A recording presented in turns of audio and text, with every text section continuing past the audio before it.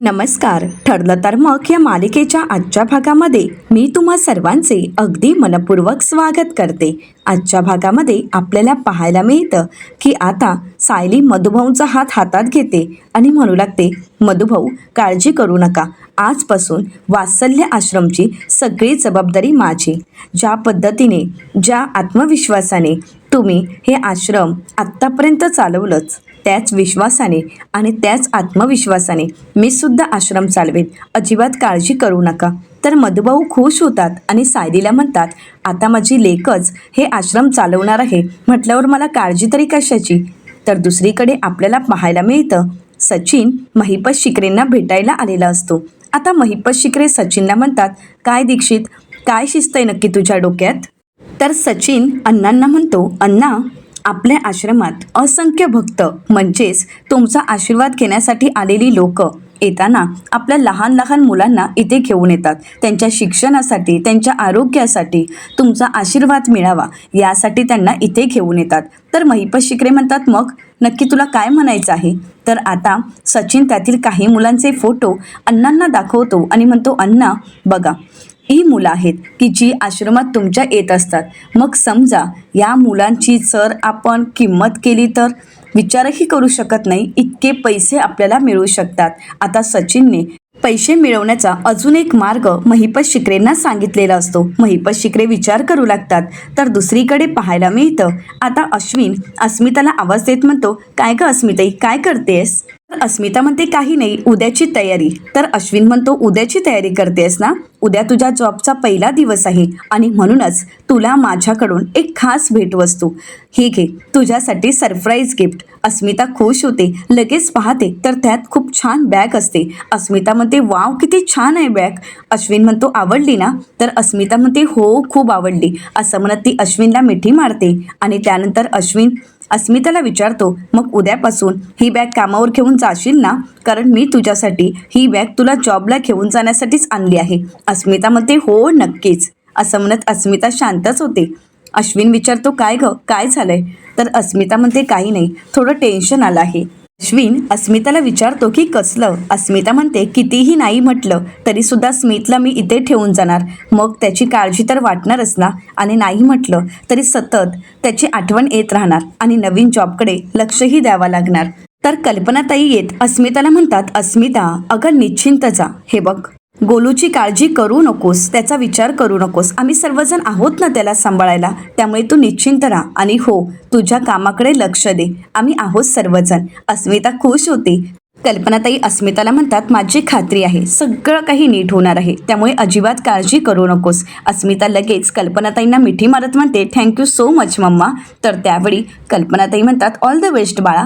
तर दुसरीकडे महिपत शिकरे सचिनकडे पाहत म्हणतात, डोकं विकं फिरलंय का दीक्षित तुझं. अरे पोरीची किंमत लावतोयस, अरे तुला कळतं का. अरे एखाद्या वेळी मर्डर केलं ना तर आपण जेलमधून बाहेर येऊ, पण असले जर धंदे केले ना तर आयुष्यात कधीच जेलमधून बाहेर येणार नाही. तर सचिन महिपत शिकरेंना म्हणतो, तुम्ही या सगळ्यामध्ये अडकण्याचा प्रश्नच येत नाही यांना, तुम्ही जेलमध्ये जाण्याचा प्रश्नच नाही, कारण तुम्ही यामध्ये इन्व्हॉल्वच नसणार आहात.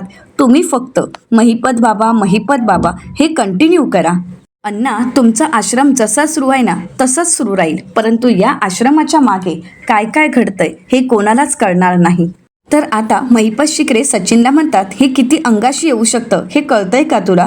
दीक्षित, कितीही नाही म्हटलं तरी या सगळ्यामध्ये आश्रमाचं नाव पुढे येणार हे मात्र लक्षात ठेव. तर आता सचिन म्हणतो, नाही अण्णा, असं काहीही होणार नाही, कारण कसं आहे ना, आता असंख्य मंत्री आहेत की जे तुमच्या समोर येऊन झुकतात, तुमच्या पाया पडतात. आता या सगळ्यांचा वापर करून घेण्याची वेळ आली आहे. तर महिपत शिकरे म्हणतात, हो मला माहीत आहे, या धंद्यात पाण्यासारखा पैसा आहे, पण काही झालं तरी या सगळ्यामध्ये आश्रमाचं नाव पुढे यायला नको. सचिन म्हणतो, नाही येणार अण्णा, काळजी करू नका, मी आताच या कामाला सुरुवात करतो. असं म्हणत महिपत शिकरेंशी हात मिळवणी करत सचिन महिपत शिकरेंना म्हणतो, अण्णा, यासाठी मला तुमचा आशीर्वाद हवा आहे. महिपत बाबांचा आशीर्वाद आहे ना. आता मात्र महिपत शिकरेही हात मिळवणी करत आता सचिनला या कामाला मदत करायला तयार होतात. तर त्याचवेळी सचिनला एक फोन आलेला असतो. सचिन पाहतो आणि म्हणतो, हे काय, प्रियाच्या जेलमधल्या लेडी कॉन्स्टेबलचा आत्ता फोन. सचिन विचार करू लागतो. तर दुसरीकडे सुभेदारांच्या घरी आपल्याला पाहायला मिळतं कल्पनाताई फोनवर बोलत म्हणतात, हो हो चालेल, मी सांगते तसं. तर आता कल्पनाताई फोन ठेवतात आणि राकेशला म्हणतात, राकेश आत्ताच माझं यांच्याशी बोलणं झालं. हे मला म्हणालेत की त्यांना फॅक्टरीतून यायला खूप उशीर जाणार आहे आणि त्यांना उशीर होणार, म्हणूनच ते म्हणालेत की तू उद्या भेटलास तरी चालेल, उद्या तुझ्याशी ते नक्कीच बोलतील, त्यामुळे तू आता निघालास तरी चालेल. तर त्यावेळी राकेश मनाशीच म्हणतो, आता मला इथून निघावं लागणार. मग आता मला कसं कळणार की सायली अर्जुन नक्की काय करत आहेत, ते आश्रमात नक्की कोणत्या कामासाठी गेले आहेत. परंतु त्याच वेळी सायली आणि अर्जुन घरी आलेले असतात. आता सायली अर्जुन येताच अस्मिता म्हणते, हे बघा आलेच. तर अश्विन म्हणतो, काय मधुभाऊ कसे आहेत? तर अर्जुन म्हणतो, आता त्यांची तब्येत ठीक आहे.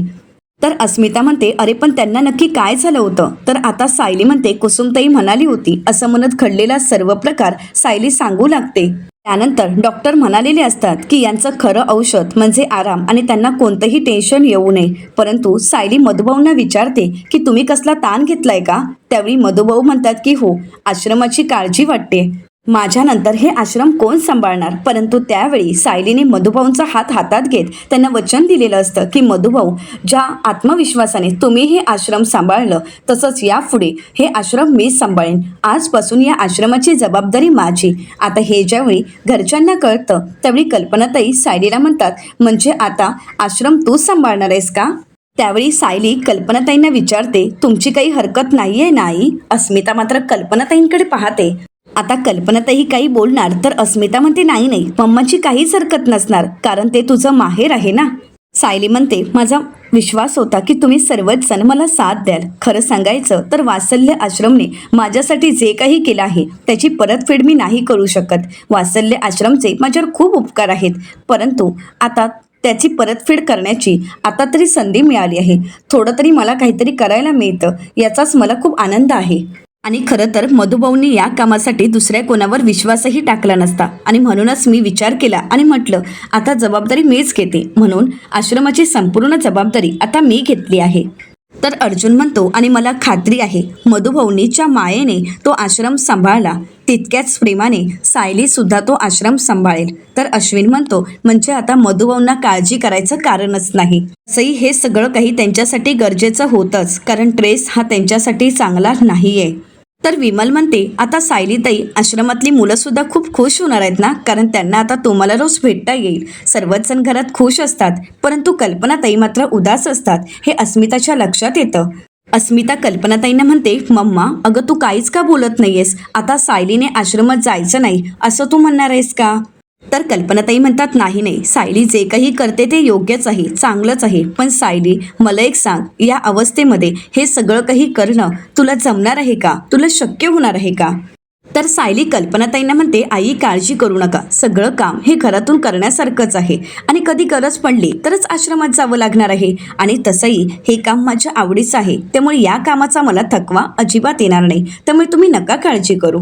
तर कल्पनाताई म्हणतात, हे सगळं ठीक आहे, परंतु जे काही करशील ते स्वतःची तब्येत सांभाळून कर म्हणजे झालं.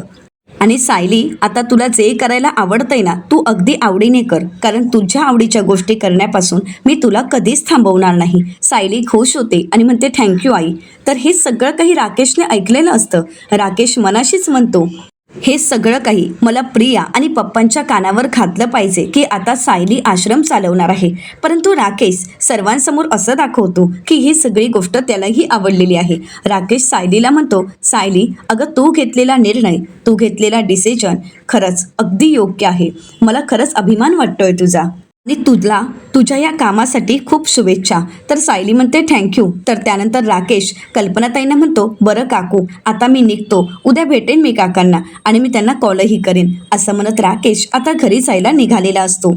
तर कल्पनाताई अर्जुनला म्हणतात, अर्जुन आता तुझी जबाबदारी वाढली आहे बरं का, आता सायलीची तुला जास्त काळजी घ्यावी लागणार आहे. तर अर्जुन म्हणतो, हो नक्कीच. तर अस्मिता म्हणते, ऑलरेडीच हा अर्जुन सायलीच्या डोक्यावरचा फॅन म्हणून वावरत असतो आणि आता जास्त काळजी घ्यायची म्हणजे सायलीला श्वासही घ्यायला मिळणार नाही. असं म्हणत अस्मिता हसू लागते आणि तिच्यासोबत घरातील सर्वच जण. तर अर्जुन अस्मिताला म्हणतो, अस्मिताई तू, परंतु आता किती जणांची तोंड बंद करणार? म्हणून अर्जुन कोणालाच काही बोलत नाही. तर दुसरीकडे आपल्याला पाहायला मिळतं की जेलमध्ये आता प्रियाला भेटण्यासाठी सचिन आलेला असतो.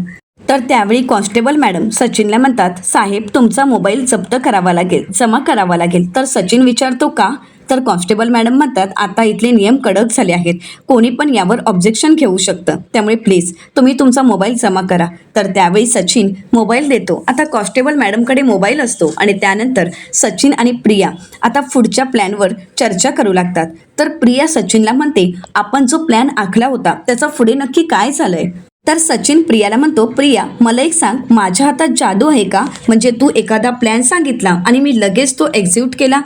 तर प्रिया म्हणते, मग काय हाताची घडी घालून बसणार आहोत का? अरे आपल्याला असं थंड पडून नाही चालणार, नाहीतर हे सायली अर्जुन आपल्या हाती कधीच सापडणार नाहीत, कळतंय का तुला? तर आता सचिन म्हणतो, सापडतील, काळजी करू नकोस, कारण हा राकेश त्यांच्यावर लक्ष ठेवून आहे.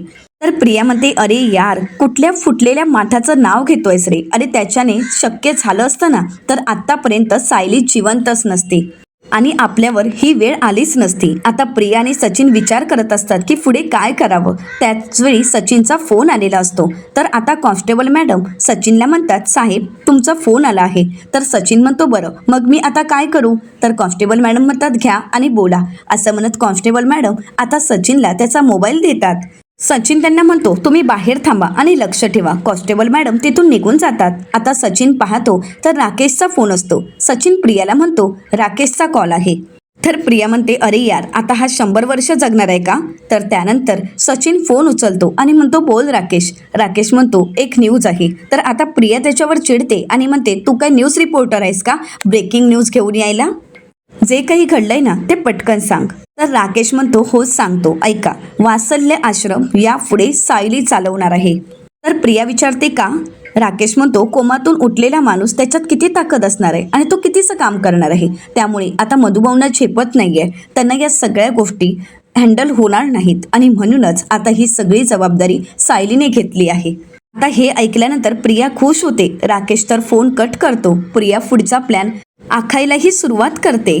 तर दुसरीकडे पाहायला मिळतं, सायली खूप खुश असते. ती अर्जुनला म्हणते, आश्रमाची जबाबदारी स्वीकारायला मला खूप आवडेल. खरं तर पूर्वीपासूनच मला मधुभाऊंना या सगळ्यात मदत करायची होती, पण त्यावेळी मी नोकरी करत होते, त्यामुळे या गोष्टी शक्य नव्हत्या. अर्थातच आता ज्या परिस्थितीमध्ये ती जबाबदारी माझ्यावर आली आहे ते कारणही तितकंसं आनंदाचं नाही आहे, पण खरं तर ही जबाबदारी स्वीकारताना मी खरंच खूप खुश आहे आणि आता यापुढे मधुभाऊंना या सगळ्याचा त्रास होणार नाही याची मी नक्कीच काळजी घेईन. तर अर्जुन म्हणतो, त्यासोबतच तुला आणि आपल्या बाळाची दोघांचीही काळजी घ्यायची आहे.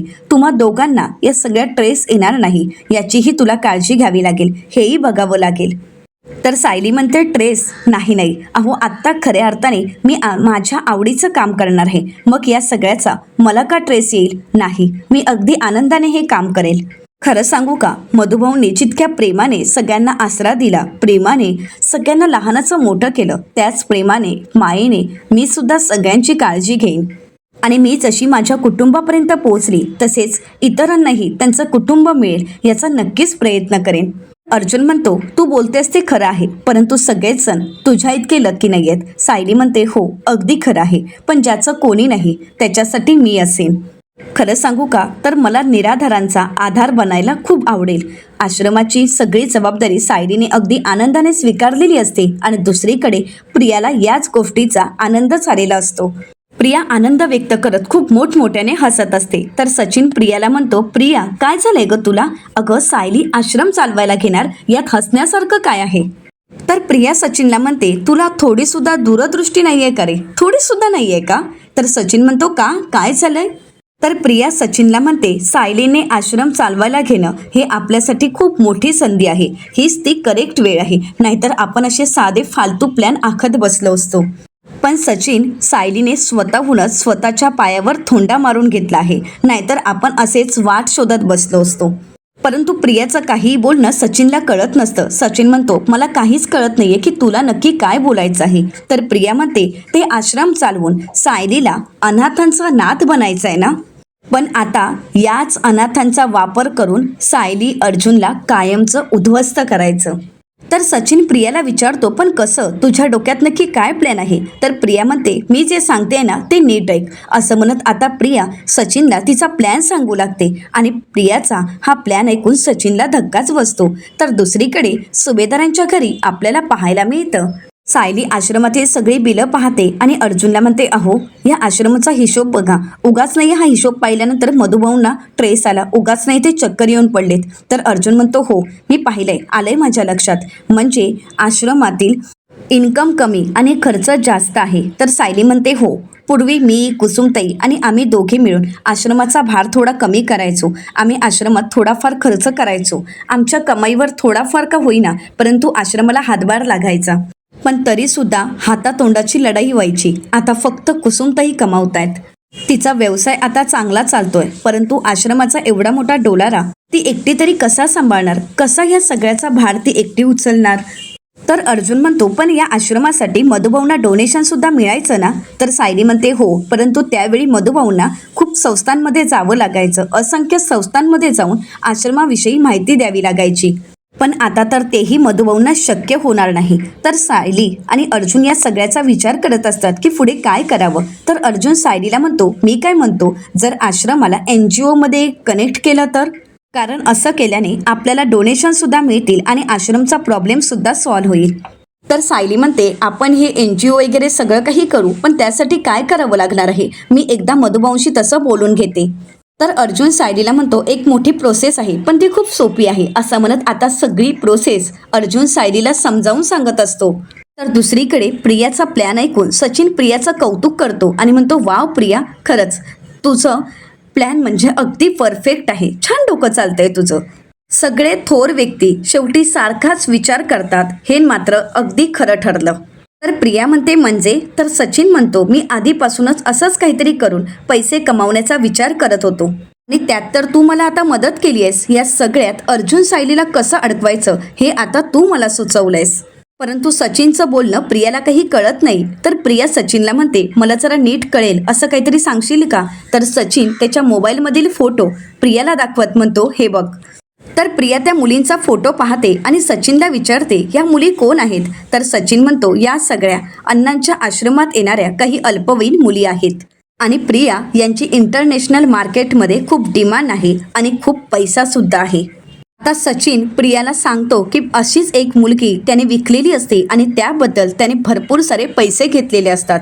तर प्रिया आता हे ऐकून सचिनकडे पाहते. तर सचिन म्हणतो, आता या मुलींच्या बाबतीत सुद्धा आपल्याला असंच करावं लागेल. या मुलींना सुद्धा आपल्याला असंच गायब करावं लागेल आणि आता यांना गायब केल्यानंतर मिळणारे पैसे हे आपल्या खिशात आणि या सगळ्याचा दोष सायली अर्जुनवर.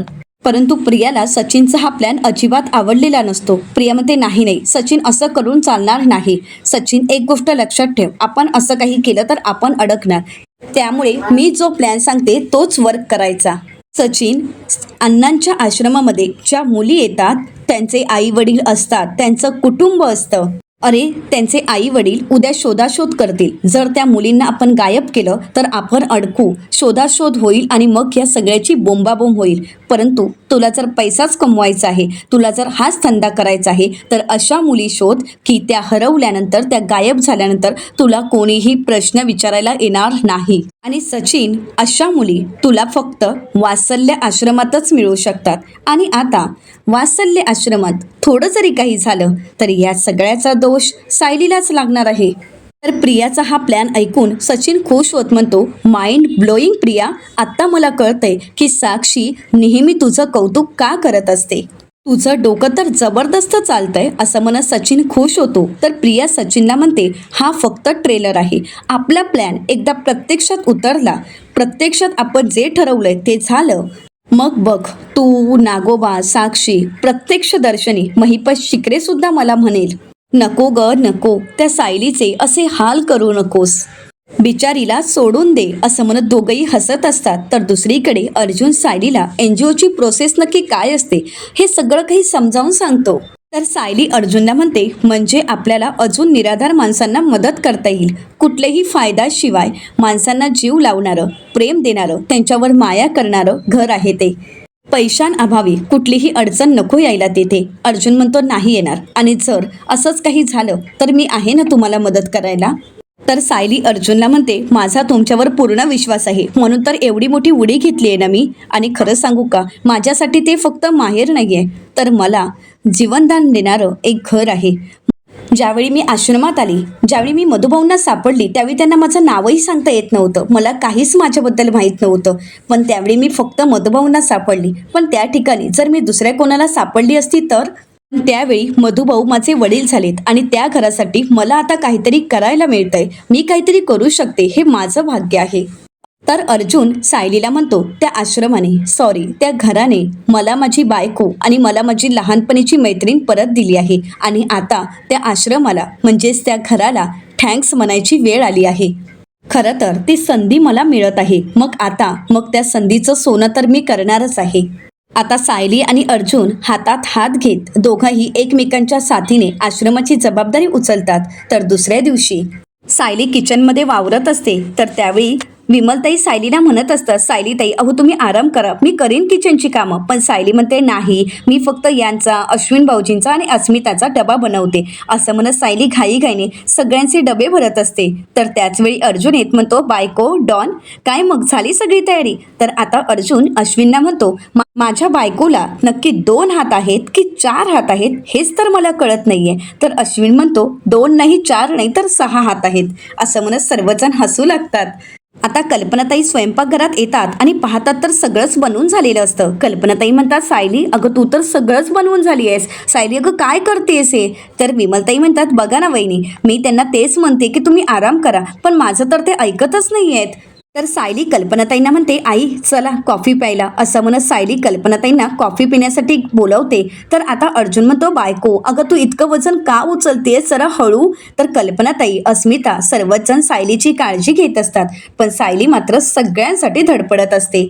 तर कल्पनाताई सायलीला म्हणतात सायली अगं तू एवढं सगळं का करत बसली आहेस. सायली म्हणते आई आज मी घरी नसणार आहे, आज मी आश्रमात असणार आहे दिवसभर, आणि घरी जर तुम्ही दोघी आहात आणि गोलूला सांभाळायची जबाबदारी आज तुम्हा दोघींवर आहे, म्हणून म्हटलं की स्वयंपाकात थोडी मदत करावी. तर अश्विन सायलीला म्हणतो वहिनी तू घरात असताना दुसऱ्या कोणाला काम करायची संधी मिळेल किंवा चान्स मिळेल असं मला तरी वाटत नाही. तर अर्जुन म्हणतो बायको चल मी निघतोय. तर अस्मिता म्हणते सायली कॉफी खरंच खूप छान झाली आहे. सायली आता अर्जुनचा डबा घेऊन येते. अर्जुन म्हणतो डब्बा.